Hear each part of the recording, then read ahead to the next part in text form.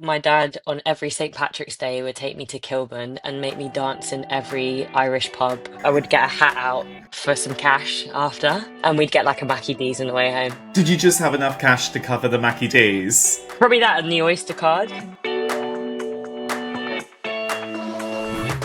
So, babes, I wanted to start it by taking it back to the beginnings of your journey. So, walk me through what were your earliest performing memories? Well, they weren't actually anything to do with music. My dad on every St. Patrick's Day would take me to Kilburn and make me dance in every Irish pub. And then I would get a hat out for some cash after, and we'd get like a Mackie D's on the way home. So it was Did you kind of just have enough like cash to cover the Mackie D's? probably that and the Oyster Or did you card. also have a little bit of profit as well? Maybe some profit. Yeah, just a bit. Love it. And what was the Mackie D's order at this stage? It was probably a Happy Meal. Like that was my Happy Meal era. Yeah. But now, I love yeah, that. we don't do that anymore. But yeah, so I used to Irish dance in pubs in Kilburn, and that was my first entrance into performance, I think. And then doing like Irish dancing feshes and stuff. Could you still do a really good Irish dance now? Have you still got it Oh, in you? Does it come out at any point? it doesn't come out at any point because it's not exactly like the sexiest thing to bring out, but it's there. Yeah, it never leaves you. It never leaves you. So when did the music start to find you? Or when did you really start finding your voice in a way? So my voice came later. I actually started playing instruments first. So I taught myself how to play guitar when I was 12, 12 to 14. My mum was away one weekend and I was like, "Oh, great opportunity to pick up this Argos guitar that my cousin had. He never used it. So I was like, I'll just have a go. And then I learned how to read guitar tabs, and then the natural kind of discourse for me was to sing with it because I just always saw people sing with guitars.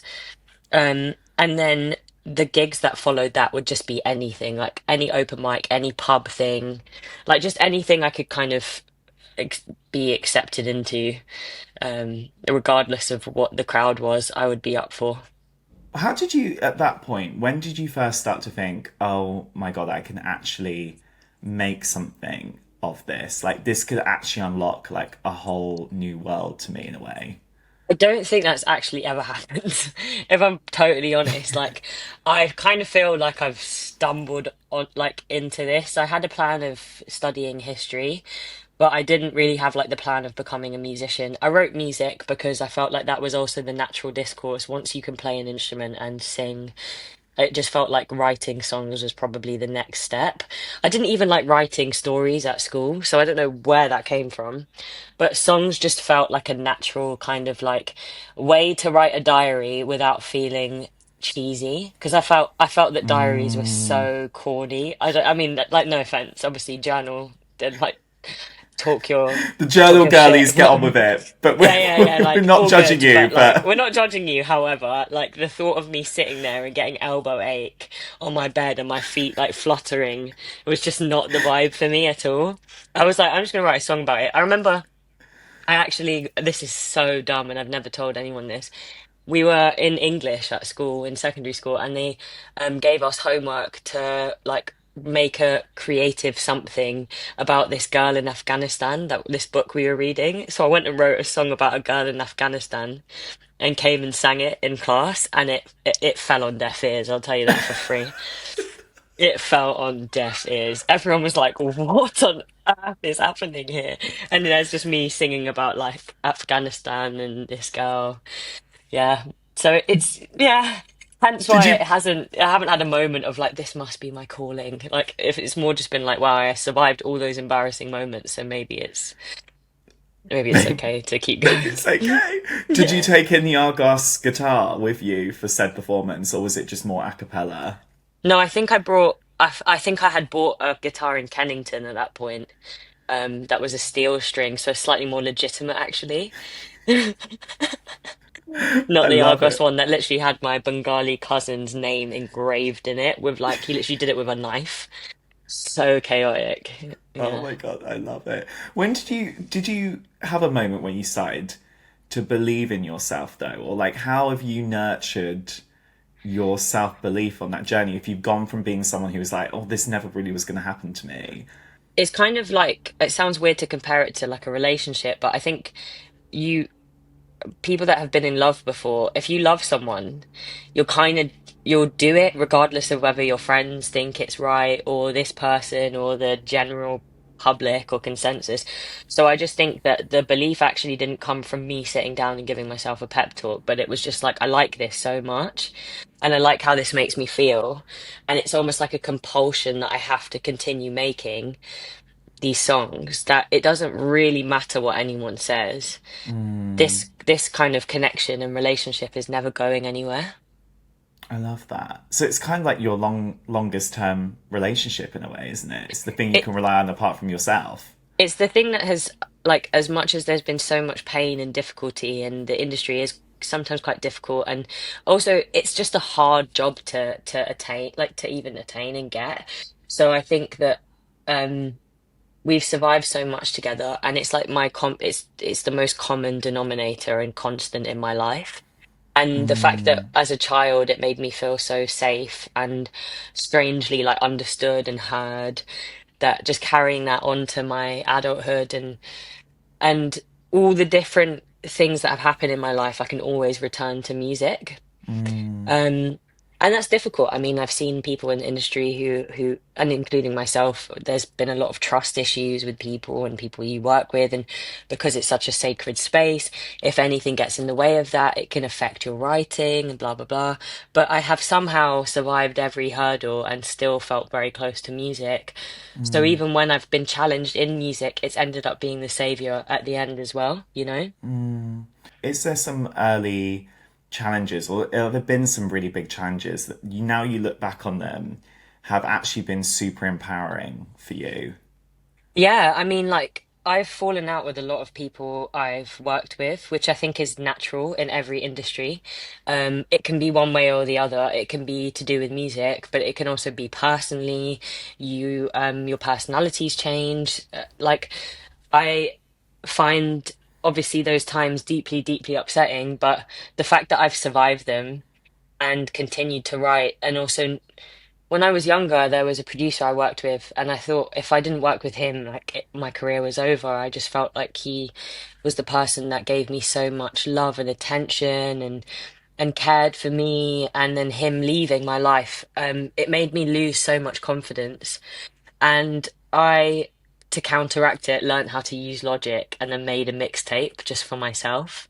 So it feels like I've had these push and pull moments, but somehow because of my connection to music, regardless of who comes in and out of that world and that really sacred space for me, I will always be at home with it. And at home within yourself, which that's kind of the gift it gives you, That doesn't I it? don't know. I don't know if I don't think I think I'm still always going to be in the process of being at home with myself. If I'm being totally honest with you, I actually was thinking a lot about a book I read this year by Sean Fay called Love in Exile.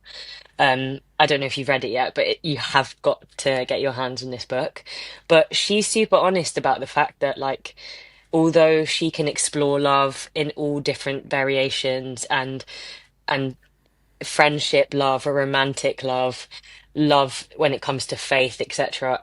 You're always going to be embarking on that journey. I don't, and she also mentions RuPaul, and she's like the whole you have to love yourself before you love anyone else. She doesn't believe in, and I completely agree with that. I think that like this is all a journey, and all I know is that music has been a good friend to me and has been a consistent friend to me in its like purity. So, yeah, I don't know if it means that I've found a home in myself. I think if I'm being totally honest with you, I'm going to always be um, trying to do that. I don't think I've achieved that. I love how you described music as being a friend to you. I think that's such a beautiful way of describing your relationship with it. At what points has that friend really helped you? What has music helped you process the most, do you think, or explore in a way? I feel like there's nothing it hasn't helped me process. So I think that like there's a really weird thing that happens, and if you speak to any musician, I think they could probably tell you this, especially songwriters. There is a time in music where you write a song about a situation, you read the song back, or you play it 6 months later, and the song has actually foreshadowed what was going to happen in that situation. So you've not just worked out the situation, you've then also guessed the future. And that does, it sounds mental, but it happens. It really happens. So it's almost like fortune telling, your own Yeah, fortune yeah, yeah, yeah, teller. yeah. Yeah, totally. Because you have to remember that, like, you're working with your subconscious. You're not just working with your conscious. When you are in a state of flow, when you make music or you're creative, you can tap into something that is much deeper than what your brain is thinking on its top level. I have written songs that have dictated the end of relationships before the relationship has even Wow. ended. Yeah, for sure. And then you've looked at it like 6 months later and you were like, oh my God, am I a Yeah, I mean, witch? literally. I mean, you can sing songs that you wrote years ago, and they can like possess a whole new meaning. And it's literally, it feels almost kind of powerful and spiritual and slightly scary and witchy, you know? I mean, babe, you are such a powerful vocalist. So now that I know that you've got this like witch quality about you, it now makes even more sense. Because I when you were think all mine, I think all musicians do. oh my God, I love it. The modern day witches, babe. Here we go. Get the Yeah. Yeah, cauldrons. Get the literally. songwriting sessions Yeah. going. Keep the fire away from me. Yeah, Yeah. exactly. Get the Exactly. sage out. Let's go for it. Because When You Were Mine is like one of my favourite songs. It is so incredible. And I mean, your first album, Skin, was such a massive hit. Like, top five album, babe. Like, stuff you always dream of. Audience, critics loving it. Was there a moment from that kind of era where you feel so proud of yourself? Or when have you felt the proudest of yourself in that time? I always think about when I did the pyramid stage at Glastonbury, I and mean, just feeling the emotions of that stage and that crowd, and um how many years had gone into the process, and then just having that moment of celebration.